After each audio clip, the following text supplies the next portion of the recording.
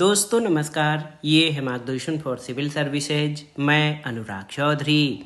दोस्तों आज की वीडियो में प्रस्तुत है पर्यावरण और पारिस्थितिकी का महत्वपूर्ण टॉपिक पर्यावरण संरक्षण अधिनियम 1986। इसमें हम पर्यावरण संरक्षण अधिनियम 1986 के प्रमुख प्रावधान, विशेषताएं, इसकी उपयोगिता और अंत में परीक्षाओं की दृष्टि से महत्वपूर्ण प्रश्नों को कवर करेंगे। तो आइए शुरू करते हैं।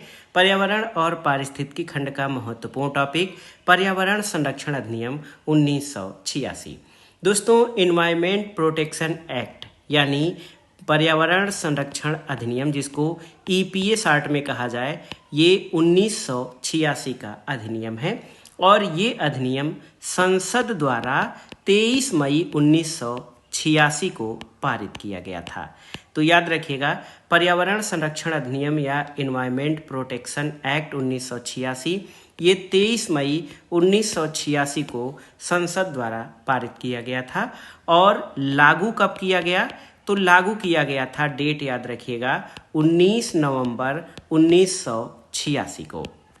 और इसमें कुल 4 अध्याय, इस अधिनियम में 4 अध्याय और 26 धाराएं हैं। और ये जो अधिनियम है दोस्तों, इसको पारित करने का मुख्य उद्देश्य जो है, ये संयुक्त राष्ट्र संघ द्वारा पर्यावरण संरक्षण की दिशा में किए गए प्रयासों को भारत में कानून बनाकर लागू करना था।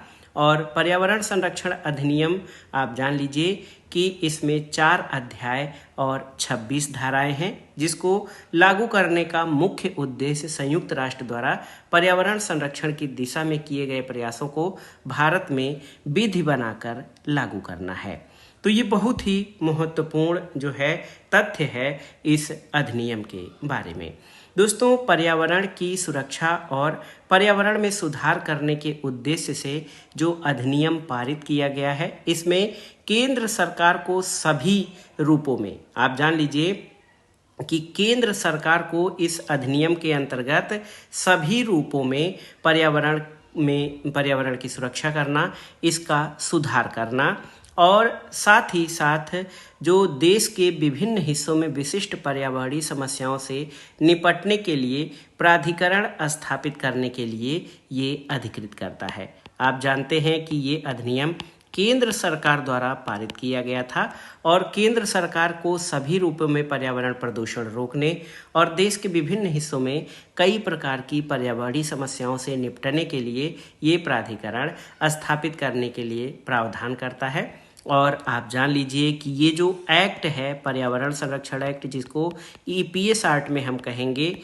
ये अधिनियम देश में पर्यावरण के संरक्षण और सुधारों की दृष्टि से सबसे व्यापक कानूनों में से एक है। और आप जान लीजिए कि हमने कहा है कि जो पर्यावरण संरक्षण अधिनियम था, ये संयुक्त राष्ट्र के 1972 के 1972 के स्टॉकहोम सम्मेलन में आयोजित मानव और पर्यावरण पर संयुक्त राष्ट्र सम्मेलन को देश में प्रभावी बनाने के लिए ये कानून बनाया गया। और भारत ने मानव पर्यावरण में सुधार के लिए उचित कदम उठाने के लिए इस आयोजित सम्मेलन में भाग लिया था। और इसी आधार पर पर्यावरण संरक्षण अधिनियम के बारे में जो प्रावधान है वो भारत में किए गए। इस अधिनियम के संबंध में जो प्रमुख संवैधानिक प्रावधान हैं, संवैधानिक प्रावधान क्या क्या हैं, उनको जानना बहुत जरूरी है। पर्यावरण संरक्षण अधिनियम के संवैधानिक प्रयास, तो दोस्तों आप जान लीजिए कि ईपीए यानी एनवायरमेंट प्रोटेक्शन एक्ट भारतीय संविधान के आर्टिकल 253 आर्टिकल 253 के तहत अधिनियमित किया गया था, जो अंतर्राष्ट्रीय समझौतों को प्रभावी बनाने के लिए कानून बनाने का प्रावधान करता है। इसके अलावा आर्टिकल, संविधान की धारा 48A, आर्टिकल 48A निर्दिष्ट करता है कि राज्य पर्यावरण की रक्षा और सुधार करने, देश के वनों और वन्य जीवों की रक्षा करने का प्रयास करेगा।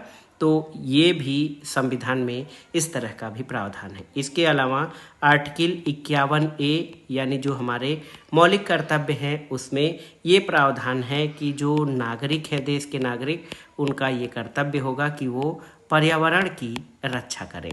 तो 3 प्रकार के संवैधानिक प्रावधान हैं पर्यावरण संरक्षण अधिनियम से संबंधित। दोस्तों, इस अधिनियम की जो विशेषताएं हैं उनको भी जान लेना जरूरी है। कौन कौन सी विशेषताएं हैं इस अधिनियम में, ये आप जान लीजिए कि इसमें केंद्र सरकार की शक्तियां हैं। केंद्र सरकार के पास राज्य सरकारों के साथ मिलकर जो है पर्यावरण की सुरक्षा और उसके पर्यावरण प्रदूषण रोकने के लिए आवश्यक सभी उपाय करने की शक्ति होगी। इसके अलावा जो अन्य शक्तियां हैं उसको भी जान लीजिए कि इसमें पर्यावरण प्रदूषण की रोकथाम, नियंत्रण और उपशमन के लिए एक राष्ट्रव्यापी कार्यक्रम या राष्ट्रव्यापी योजना बनाने की शक्ति केंद्र सरकार को है। किसके लिए? पर्यावरण प्रदूषण की रोकथाम, नियंत्रण और उसके समापन के लिए। इसके अलावा एक महत्वपूर्ण प्रावधान पर्यावरण की गुणवत्ता में सुधार करने का जो महत्वपूर्ण प्रयास है इसके द्वारा किया जा रहा है। साथ ही साथ जो विभिन्न स्रोतों से पर्यावरण के प्रदूषक हैं, पर्यावरण प्रदूषक जो निःसृत होते हैं या निकलते हैं, उनकी रोकथाम और उन पर नियंत्रण के लिए मानक निर्धारित करना इस अधिनियम के प्रमुख प्रावधान हैं। साथ ही साथ उद्योग हैं, हानिकारक उद्योग हैं, उन पर नियंत्रण और प्रतिबंध लगाना भी इस अधिनियम में शामिल है। और केंद्र सरकार साथ ही साथ इस अधिनियम के तहत और कई उद्देश्यों के लिए अधिकारियों की नियुक्ति कर सकती है और उन्हें कई प्रकार की शक्तियां और कार्य सौंप सकती है। इसके अलावा अधिनियम के अनुसार केंद्र सरकार को कुछ निर्देश देने की भी शक्ति प्राप्त है। तो कौन कौन से निर्देश? तो इसमें मुख्य रूप से किसी उद्योग को संचालित या बंद करने या निषेध करने की शक्ति और बिजली पानी रोकने और उसको जो है विनियमित करने की शक्ति, ये अधिनियम के अनुसार इसमें केंद्र सरकार को ये प्राप्त अधिकार है। इसके अलावा जैसे कोई प्रदूषक है, पर्यावरण में मिल रहा है, उसके उत्सर्जन को अनुमति नहीं होगी, इस पर यह प्रतिबंध लगाता है। इसके अलावा कोई भी व्यक्ति प्रक्रिया का अनुपालन न करते हुए निर्धारित सुरक्षा उपायों का पालन किए बिना किसी खतरनाक पदार्थ को नहीं रख सकता है। और कोई भी उपकरण, औद्योगिक संयंत्र, रिकॉर्ड, रजिस्टर, दस्तावेज या अन्य किसी भौतिक वस्तु की जांच और आवश्यक हो तो जब्त करने का अधिकार भी ये केंद्र सरकार के पास है। इसके अलावा एक और भी महत्वपूर्ण जो है प्रावधान इसमें किया गया है। क्या? पर्यावरण प्रयोगशाला की स्थापना। पर्यावरण प्रयोगशाला यानी एनवायरमेंटल लैब। तो इसके अनुसार केंद्र सरकार के पास पर्यावरण प्रयोगशाला स्थापित करने की शक्ति होगी और ऐसे प्रयोगशाला को जो सौंपे गए कार्य हैं उनको करने के लिए किसी भी प्रयोगशाला या संस्थान को पर्यावरण प्रयोगशाला के रूप में मान्यता दी जाएगी। और केंद्र सरकार को पर्यावरण प्रयोगशालाओं के कार्य को निर्दिष्ट करने वाले नियम बनाने का भी अधिकार है। साथ ही साथ एक सरकारी विश्लेषक की नियुक्ति, यानी एक ऐसा व्यक्ति, सरकारी एनालिसिस्ट या सरकारी विश्लेषक की नियुक्ति करने का प्रावधान इस अधिनियम में किया गया है। और अपराधों के लिए दंड की व्यवस्था है, क्योंकि अधिनियम के अगर किसी प्रावधान का अनुपालन नहीं किया जाएगा या उल्लंघन किया जाएगा तो ये EPA यानी पर्यावरण संरक्षण अधिनियम के तहत इसमें इस अपराध का दंड 5 साल कैद और 1 लाख रुपए तक का जुर्माना या दोनों हो सकता है। अगर इसमें कंपनी द्वारा अपराध किया जाता है कि जब तक ये साबित न हो जाए कि अपराधी कौन है, अपराध के समय नियुक्त वह प्रत्येक व्यक्ति जो कंपनी का सीधा प्रभारी है वो दोषी माना जाएगा। और अगर सरकारी विभाग द्वारा कोई अपराध किया जाता है तो सरकार के किसी विभाग द्वारा कोई अपराध किया गया हो तो विभाग के प्रमुख को अपराध का दोषी माना जाएगा जब तक कि अपराध साबित न हो। विभाग के अलावा कोई भी अधिकारी यदि दोषी साबित होता है तो उसके खिलाफ भी कार्रवाई की जाएगी और उसके अनुसार दंडित किया जाएगा। एक और महत्वपूर्ण यहाँ पर, इन अपराधों का संज्ञान कौन लेगा? पर्यावरण संरक्षण अधिनियम के तहत जो पर्यावरण के हानि या उसको नुकसान पहुंचाने का जो अपराध किया जाएगा तो इसका संज्ञान कौन लेगा? तो कोई भी न्यायालय इस अधिनियम के तहत किसी अपराध का संज्ञान नहीं लेगा। कोई न्यायालय जो है, जो कोर्ट है, ये इस अधिनियम के अंतर्गत जो प्रावधान है, अपराध है, उनका संज्ञान नहीं लेगा, बशर्ते ये शिकायत निम्नलिखित के द्वारा न की गई हो। जैसे केंद्र सरकार या उसकी ओर से कोई प्राधिकरण और एक ऐसा व्यक्ति जो केंद्र सरकार या उसके प्रतिनिधि प्राधिकरण को 60 दिनों का नोटिस सौंपने के बाद न्यायालय के पास आया हो, तो ऐसे में कोई न्यायालय इस अधिनियम के तहत किसी अपराध का संज्ञान नहीं लेगा। दोस्तों, ये जो अधिनियम है, पर्यावरण संरक्षण अधिनियम, इसमें कुछ कमियां भी हैं। कमियां ये हैं कि जो महत्वपूर्ण प्रावधान इसमें किए गए हैं, जो हमारा पर्यावरण संरक्षण अधिनियम है, उसके अंतर्गत जो प्रावधान किए गए हैं, इसमें अधिनियम का पूर्ण केंद्रीकरण कर दिया गया है। और अधिनियम का एक संभावित दोष उसका केंद्रीकरण हो सकता है। व्यापक शक्तियां इसमें केंद्र को दी गई हैं और राज्य सरकारों के पास कोई शक्ति नहीं है, ये आप जान लीजिए। इसके अलावा इसमें कोई सार्वजनिक भागीदारी नहीं है। अधिनियम में पर्यावरण संरक्षण के संबंध में सार्वजनिक भागीदारी के बारे में कोई बात नहीं कही है। मनमानी रोकने और पर्यावरण के प्रति जागरूकता बढ़ाने के लिए नागरिकों को पर्यावरण संरक्षण में शामिल किए जाने की आवश्यकता होती है। और तीसरा एक महत्वपूर्ण दोष ये है कि इसमें सभी प्रकार के प्रदूषकों को शामिल नहीं किया गया है और ये अधिनियम प्रदूषण की आधुनिक अवधारणा जैसे शोर, अधिक बोझ वाली परिवहन प्रणाली और विकिरण तरंगों को प्रदूषकों की सूची में शामिल नहीं करता है, जो पर्यावरण प्रदूषण के महत्वपूर्ण कारक हैं। तो इस तरह से आप देख सकते हैं पर्यावरण संरक्षण अधिनियम 1986 के प्रमुख प्रावधान, इसकी विशेषताएं और कमियों के बारे में। तो बहुत ही शॉर्ट में आप जानिए दोस्तों, इसको हम समझने का प्रयास करेंगे। EPA यानी पर्यावरण संरक्षण अधिनियम 1986, ये संविधान के अनुच्छेद, शॉर्ट में हम दोहरा रहे हैं, संविधान के अनुच्छेद 253, संविधान के अनुच्छेद 253 के तहत पारित किया गया था और 19 नवंबर 1986 को ये लागू हुआ था। डेट भी याद रखिएगा।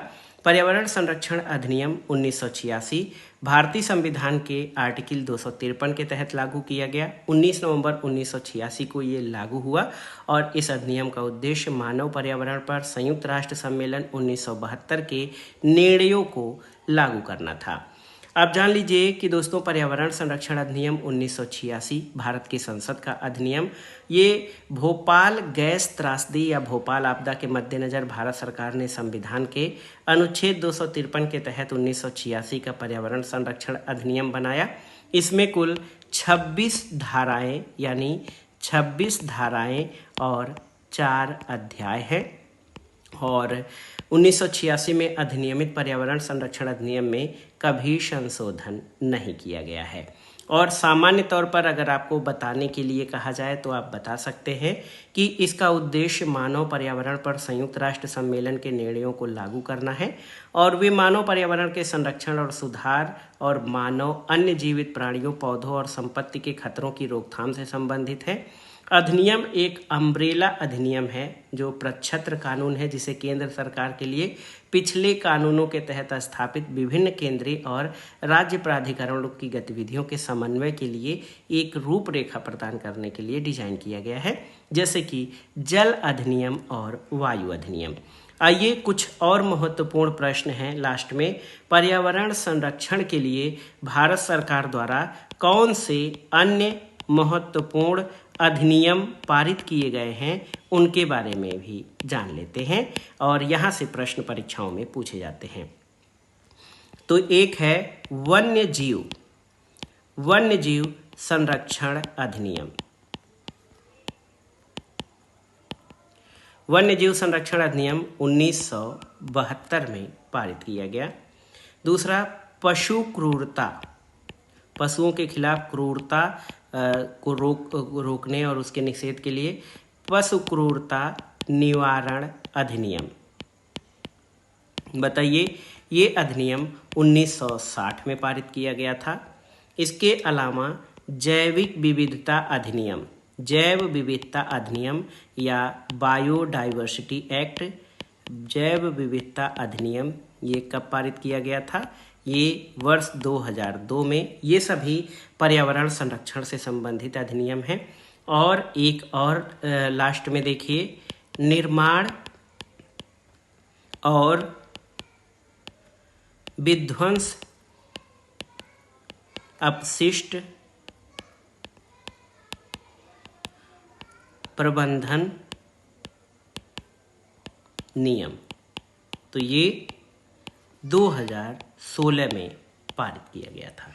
तो दोस्तों ये था आज का वीडियो। इसमें हमने पर्यावरण संरक्षण अधिनियम 1986, इसके प्रमुख प्रावधान, विशेषताएं, कमियां और पर्यावरण संरक्षण से संबंधित अन्य अधिनियमों के बारे में जाना, जो आपकी परीक्षाओं के लिए और सामान्य जानकारी के लिए बहुत ही महत्वपूर्ण है। आप इन प्रश्नों को अच्छे से तैयार कर लीजिएगा। वीडियो आपको कैसा लगा हमें कमेंट बॉक्स में ज़रूर बताइएगा। वीडियो को लाइक करें, शेयर करें और इस चैनल मार्गदर्शन फॉर सिविल सर्विसेज को सब्सक्राइब करें। वीडियो देखने के लिए धन्यवाद दोस्तों।